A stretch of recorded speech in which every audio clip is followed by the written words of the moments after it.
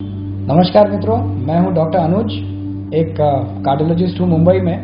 पर आज आपको एक बहुत ही गुह्य सत्य बताने के लिए कोशिश करने जा रहा हूं। भारतवर्ष में गुरुकुल कैसे खत्म हो गए, यहाँ पर कॉन्वेंट स्कूलों ने कैसे हमको बर्बाद किया, इसको एक छोटे से दृष्टांत के रूप में आपके सामने पेश करने की अनुमति चाह रहा हूं। 1858 में इंडियन एजुकेशन एक्ट बनाया गया।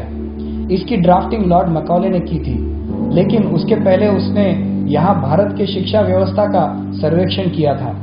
उसके पहले भी कई अंग्रेजों ने भारत के शिक्षा व्यवस्था के बारे में अपनी रिपोर्ट दी थी। अंग्रेजों का एक अधिकारी था G.W. लिटनर और दूसरा था थॉमस मुनरो। दोनों ने अलग अलग इलाकों का अलग अलग समय सर्वे किया था।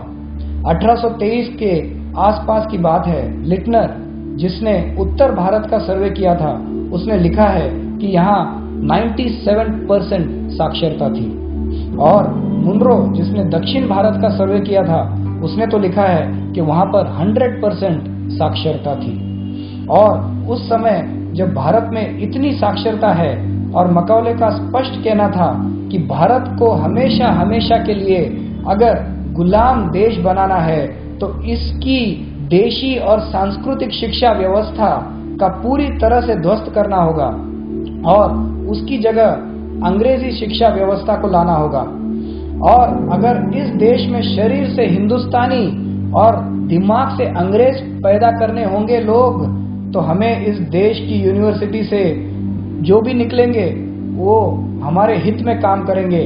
और मैकॉले ने एक मुहावरा इस्तेमाल किया था कि जैसे किसी खेत में कोई फसल लगाने के पहले पूरी तरह से जोत दी जाती है, उसी तरह इस देश की सांस्कृतिक व्यवस्था को जोतना होगा और अंग्रेजी शिक्षा व्यवस्था को लाना होगा। इसलिए उसने सबसे पहले गुरुकुलों को गैर कानूनी घोषित किया। जब गुरुकुल गैर कानूनी हो गए तो उसके साथ मिलने वाली सहायता जो समाज के द्वारा आती थी वो भी गैर कानूनी हो गई। वहां पर फिर संस्कृत को, जो हमारी मातृभाषा थी, उसको गैर कानूनी घोषित कर दिया और इस देश के गुरुकुलों को घूम घूम कर खत्म किया और उसमें आग लगा दी। बहुत सारे गुरुओं को बेरहमी से मारा पीटा और उनको जेल में डाल दिया। 1850 तक इस देश में 7,32,000 गुरुकुल हुआ करते थे और उस समय इस देश में गांव थे 7,50,000। तो इसका मतलब हुआ कि हर गांव में प्रत्यक्ष एक गुरुकुल हुआ करता था और ये एक अपने आप में एक हायर लर्निंग इंस्टीट्यूट हुआ करता था। 18 विषय पढ़ाए जाते थे और ये गुरुकुल समाज से चलाए जाते थे, ना कि इसमें कोई पॉलिटिकल या राज या महाराजाओं का कोई कनेक्ट था।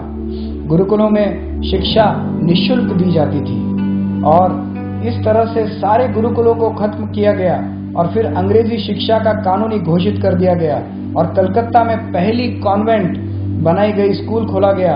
उस समय इसे फ्री स्कूल कहा जाता था। कानून के तहत भारत में कलकत्ता यूनिवर्सिटी बनाई गई, फिर उसके बाद बम्बई यूनिवर्सिटी बनाई गई और उसके बाद मद्रास यूनिवर्सिटी बनाई गई। और ये गुलामी के जो आज चिन्ह है, आज भी हमारे पास मौजूद है इन यूनिवर्सिटियों के माध्यम से। उसके बाद एक बहुत ही फेमस चिट्ठी मैकॉले ने अपने पिता को लिखी। उसमें उसने लिखा कि इन कॉन्वेंट स्कूलों से ऐसे बच्चे निकलेंगे जो देखने में तो भारतीय दिखेंगे लेकिन दिमाग से अंग्रेज होंगे और इन्हें अपने देश के बारे में कुछ पता नहीं होगा, इनको अपनी संस्कृति के बारे में पता नहीं होगा, छोड़िए उन्हें तो अपनी मुहावरे भी याद नहीं होंगे। ऐसे लोग इन कॉन्वेंट स्कूलों से बाहर निकलेंगे, अपने परंपराओं के बारे में भूल जाएंगे। हम जब चले भी जाएंगे तो ये अंग्रेजियत यहाँ से नहीं जाएगी। ये फेमस चिट्ठी मैकॉले ने अपने पिता को लिखी थी। उस समय लिखी चिट्ठी की सच्चाई इस देश में अब भी साफ साफ दिखाई दे रही है और उस एक्ट की महिमा देखिए कि हमें अपनी भाषा बोलने में शर्म आती है। अंग्रेजी में बोलते हैं तो दूसरों पे रौब पड़ेगा, ऐसा सोचते हैं। अरे क्या रौब पड़ेगा, जिन्हें अपनी भाषा बोलने में शर्म आ रही है, दूसरों पर रौब क्या पड़ेगा उन लोगों का। लोगों का तर्क है कि अंग्रेजी अंतर्राष्ट्रीय भाषा है। ये कैसी अंतर्राष्ट्रीय भाषा है? दुनिया में 204 देश है और 204 देशों में अंग्रेजी केवल 11 देशों में बोली जाती है, पढ़ी और समझी जाती है। फिर ये कैसी अंतर्राष्ट्रीय भाषा है? शब्दों के मामले में भी अंग्रेजी समृद्ध नहीं, दरिद्र भाषा है। इन अंग्रेजों की जो बाइबल है वो भी अंग्रेजी में नहीं है। ईसा मसीह जो थे वो अंग्रेजी नहीं बोला करते थे, वो अरमैक भाषा बोला करते थे। और ये अरमैक भाषा जो हमारी भाषा, भारतीय भाषा बंगाली है, उससे बहुत ही समीप है। अगर हम देखा गया तो संयुक्त राष्ट्र संघ जो हम UN WHO बोला करते हैं, वहाँ की भाषा भी अमेरिका की तरह इंग्लिश नहीं है, वहाँ फ्रेंच भाषा बोली जाती है। वहाँ का सारा काम फ्रेंच में होता है। जो समाज अपनी मातृभाषा से कट गया जाता है उसका कभी भला नहीं होता। और यही मैकॉले की रणनीति थी। कृपया आपको अगर ये जानकारी अच्छी लगी, अपना सुझाव जरूर दीजिए मेरे मित्रों। बहुत बहुत धन्यवाद। Thank you very much.